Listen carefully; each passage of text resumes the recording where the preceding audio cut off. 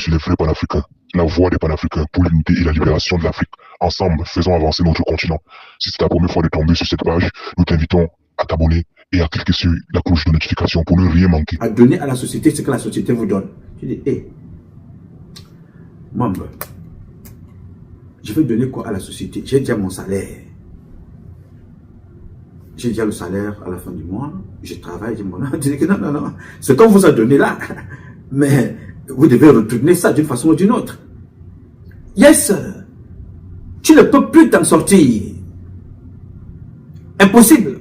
Bon, impossible. En tout cas, comme tu ne sais pas, tu ne peux plus t'en sortir n'importe comment. Mais nous, on peut te sortir de là. Est-ce que tu comprends? Tu peux sortir de là, même si on t'a mis la chaîne au pied, avec 10 000 cadenas.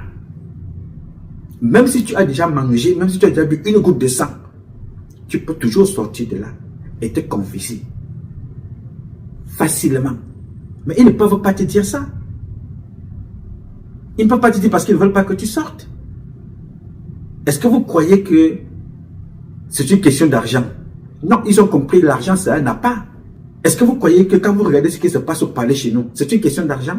Vous croyez que quelqu'un qui déplace le pape, toi tu peux faire venir le pape chez toi, parce que le pape ne vient pas seul. Et quand il arrive dans un pays, il y a au moins des millions de personnes. Un pape. Donc quand quelqu'un déplace le pape, et qu'il a des enfants fous, la fille folle, droguée, alcoolique, et tu penses que c'est une question d'argent? Non, ce n'est pas une question d'argent. Je t'en parlerai prochainement. Mais jusque là, tu peux t'en sortir. Oui, monsieur. Parce que le pouvoir n'est pas ailleurs. Tu perds le pouvoir à partir du moment où tu as perdu les 7 points les plus importants de ta vie, ou 9. Et tu les as confiés aux autres. Même si tu es pape, tu meurs comme les autres sont morts. Même si tu es président, tu pars. Nous partirons tous, les enfants, donc admirons. Mais c'est comment partirons-nous? Comment partiras-tu? Ayant livré ta vie, ayant donné ton sang aux autres, ayant sacrifié ton intimité comme ça à tout le monde? Non. Je te jure, il n'y a rien que tu peux aller chercher ailleurs que tu n'as pas. Mais c'est parce qu'on ne vous a pas appris ces codes-là. Et ces gens qui viennent avec vous, ce n'est pas l'argent qu'on a donné à Pascal Blaise, là, non. C'est qu'on a pris tout sur lui. Ils ont tout pris. L'argent là n'est que l'appât pour les autres. La face visible, d'une transition. Ce n'est pas une question d'argent. Vous croyez que si c'était une question d'argent, Chantal Biya est capable de vendre tout le monde pour sauver sa fille? Elle est capable de vendre tout le monde pour sauver Junior. Elle est capable de vendre tout le monde pour se sauver elle-même. Mais ce n'est pas une question d'argent. On a mis l'argent et le pouvoir devant, mais on a tout pris le plus important. Et nous savons. Nous pouvons les aider, mais nous ne pouvons plus, puisque c'est les gens qu'on a compris leur faiblesse. Vous comprenez? C'est pour ça que vous avez du mal à vous élever, parce que le savoir est caché. Le savoir, il est caché. Et tu penses que c'est trop de temps pour le sortir, pour te libérer, pour exposer ton savoir. Il est dans ton cerveau, il est là-dedans. Mais comme ces gens-là sont des manipulateurs, ils captent ton attention avec la finalité, en fait, l'argent n'est pas la fin, mais c'est un moyen. Avec le flash, on te flash. Avec l'or, on te flash. Avec l'argent. Quand tu vois ça, tu dis, hey, c'est ça que je cherche comme ça. Ouais, à moto. Au Bénin, nous avons des éléments très dangereux. Dès que tu vois ça, ton cœur commence à battre fort. Oui, c'est des appâts. C'est pour ça que tu vois des gens comme les Feynman.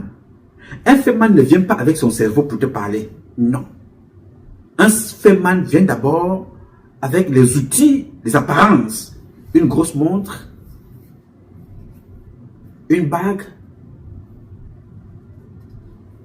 des chaussures de marque, une voiture, même si elle est de location. Parce que c'est pour lui une prise de contact. Tu vas toujours t'interroger, tu vas dire, mais quel est ce gars qui brille comme ça? C'est quoi ça? Oh là là, il est là, une montre là. Ça c'est une Rolex là. Ça c'est, cette bague là, peut-être à 300 carats.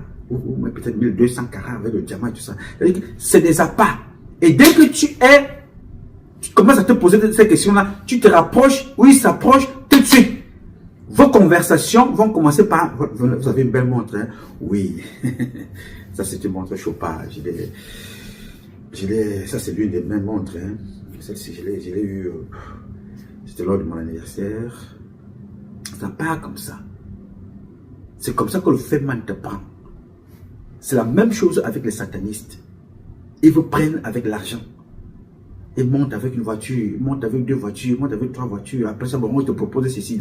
Pour venir, non, viens avec nous, pour faire ceci. On te donne un peu, on te donne. Après, on te dit, voilà ce qu'il faut faire. Tu es déjà pris dans le piège. Ce n'est pas l'argent. Parce que toi, tu as en toi ce qui dépasse l'argent. Et ils ont besoin de ça en quantité. Le mal vit avec quoi? Le mal vit avec le sang. Le mal que vous voyez là, le mal vit en majorité avec le sang. Et je vous le dis tous les jours, que le seul moment où la femme perd son sang, c'est quand elle donne la vie, et parfois même elle perd la vie en allant donner une vie. Est-ce que tu comprends ça? Le sang que tu vois là est d'une puissance à nulle autre pareille. Et le mal récupère ce sang-là, qu'il ne peut pas produire. Parce que personne n'arrive à reproduire le sang. Personne n'arrive à reproduire le sang. Et il faut donc prendre des humains, des créatures de Dieu, pour extraire ce sang-là, pour le transformer. Pour que certaines, pour faire un certain nombre de choses avec. Parce que le mal ne vit pas sans ton sang. C'est toi qui permets au mal de vivre parce qu'il prend ton énergie. Le mal vit avec l'énergie qu'il prend chez toi. Parce que si ces gens-là devaient vivre parce qu'ils ont de l'argent, pourquoi ils ne prennent pas leur argent, aller acheter le mal pour vivre avec? Pourquoi ils ont besoin de vous, de votre sang, de votre virginité, de vos organes? Pourquoi ils ne prennent pas leurs propres organes? N'est-ce pas, vous partez souvent dans les hôpitaux, tu dis voilà, on te coupe, comme Chantal Biya avait fait, on a rétréci son estomac. D'autres vont mettre des seins, comme elle a remis des seins, et ainsi de suite. Pourquoi ces gens-là ne partent pas dire voilà, vous voulez les organes, voilà, je vous donne mon utérus, prenez mon utérus. Pourquoi ils sont toujours contraints à aller chercher les organes des autres? Pourquoi chercher toujours le sang des autres? Malheureusement, même après avoir fait le tour, après avoir pris le sang des autres, pris les organes des autres, ils finissent toujours par mourir un jour. Yes, sir. Toutes celles de ceux qui ont fait ça, je vous dis, mes chers petits frères, mes chères petites sœurs, mères, sœurs, cousines, nos enfants, nos épouses que vous êtes, nous allons tous mourir un jour. Mais mourrez parce que votre temps est arrivé. Je vous dis, Dieu nous garde en vie. Tu n'as pas besoin d'aller pactiser avec les esprits que tu vois là pour vivre. Je te répète encore ça tous les jours. Tu n'as pas besoin d'aller pactiser avec des esprits maléfiques pour que tu sois toi. Tu n'as pas besoin de ça. Chacun d'entre nous a reçu quelque chose de Dieu, un talent de Dieu. Il te suffit tout simplement de s'interroger et de le développer. Il y a des possibilités.